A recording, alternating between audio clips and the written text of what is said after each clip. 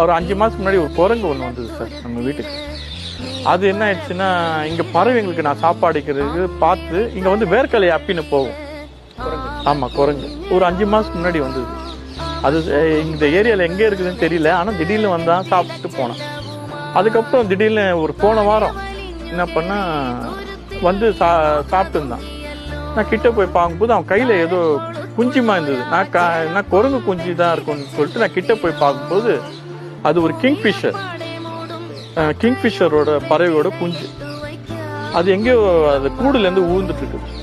அதை எத்துன்னு வந்து அவன் அந்த சாப்பாடு இங்கே பறவைங்களுக்கு நான் போகிறத பார்த்துட்டு பறவைன்னு சொல்லிட்டு அந்த பறவையோட பேபின்னு சொல்லிட்டு அவனை இட்டுன்னு வந்து அந்த குழந்தை இட்டுன்னு வந்து அவன் மென்று க்ரஷ் ஆக்கி அவன் வாயில ஊட்டுறாங்க சார். அது அந்த செயலை நான் ஒரு அபூர்வமாக பார்த்தேன். பாருங்களேன், ஒரு தாய்மை அந்த உயிரை காப்பாற்றணும்னு அந்த